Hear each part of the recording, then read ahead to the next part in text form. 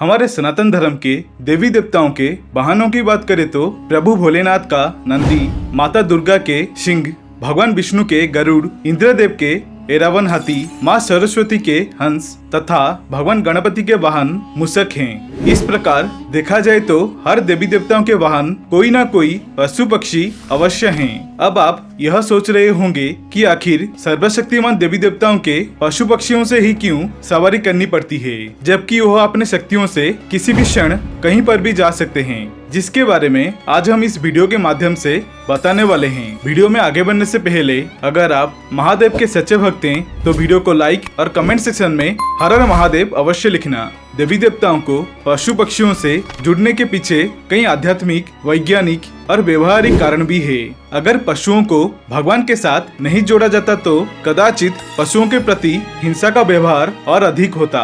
भारतीय मनीषियों ने प्रकृति और उसमें रहने वाले जीवों की रक्षा का एक संदेश दिया है। हर पशु किसी न किसी भगवान का प्रतिनिधि है, उनका वाहन है, इसलिए इनके प्रति हिंसा का भाव नहीं रखना चाहिए। माना जाता है कि गिद्धों में गरुड़ की एक ऐसी प्रजाति थी जो बुद्धिमान माने जाते थे और उनका काम संदेश को इधर से उधर ले जाना होता था। जैसे कि प्राचीन काल से कबूतर भी यह कार्य करते आए हैं। भगवान विष्णु के वाहन है गरुड़। प्रजापति कश्यप की दो पत्नियां थी, एक थी कद्रु और दूसरी थी विनीता। कद्रु ने सर्पों को जन्म दिया था और विनीता ने दो बलशाली पुत्रों को जन्म दिए, जिनका नाम था गरुड़ और अरुण। अरुण गरुड़ के बड़े भाई थे।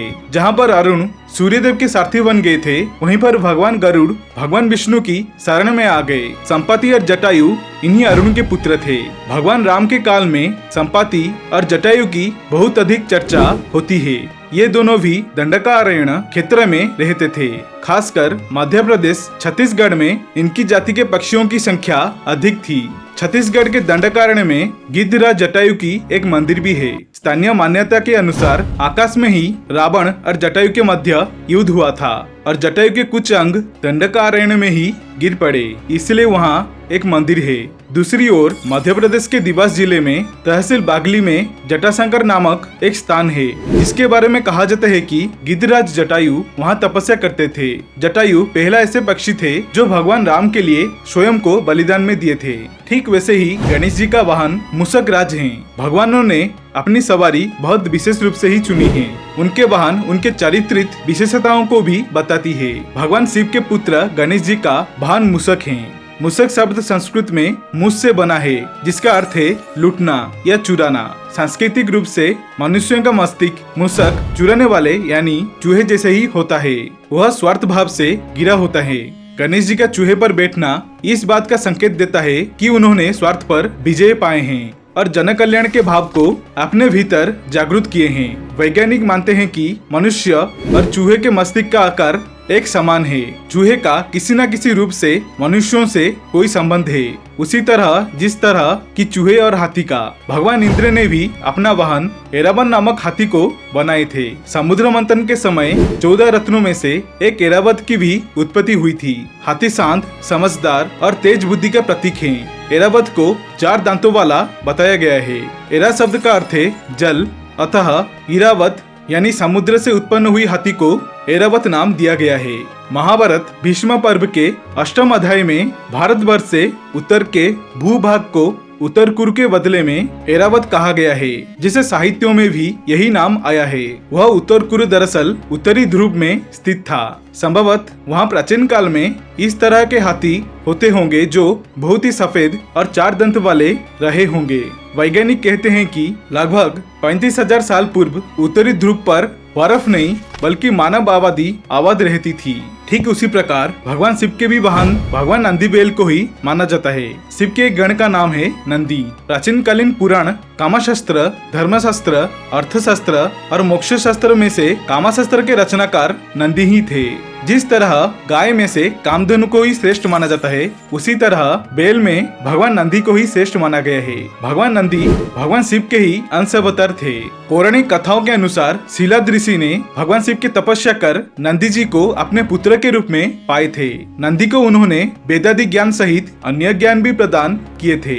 एक दिन शीलाद ऋषि के आश्रम में मित्र और वरुण नामक के 2 दिव्य संत पधारे। नंदी जी ने अपने पिता की आज्ञा से उनकी खूब सेवा की। जब वे जाने लगे तो उन्होंने ऋषि को तो लंबी आयु तथा खुशहाल जीवन का आशीर्वाद दिए, परंतु नंदी को नहीं दिए। तब शिलाद ऋषि ने उनसे पूछा कि उन्होंने नंदी को आशीर्वाद क्यों नहीं दिए। तब संतों ने कहा कि नंदी अल्पायु हैं। यह सुनकर शिलाद ऋषि चिंतित हो गए। पिता को चिंता में देखकर नंदी ने उनसे पूछा तो पिता ने कहा कि तुम अल्पायु हो, इसलिए मैं तुम्हारे बारे में चिंतित हूँ। यह सुनकर नंदी हंसने लगे और कहने लगे कि आपने मुझे भगवान शिव की कृपा से पाए हैं, तो मेरी आयु की रक्षा भी वही करेंगे। अब चिंता मत कीजिए। इतना कहते ही नंदी भुवन नदी के किनारे भगवान शिव की तपस्या करने लगे। कठोर तपस्या और समर्पण के बाद भगवान शिव उनसे प्रसन्न होकर नंदी को पहले अपने गले लगाए और उन्हें बैल का चेहरा देकर उन्हें अपने वाहन तथा अपने गणों में सर्वोत्तम के रूप में स्वीकार किए। इसकी और एक उदाहरण लें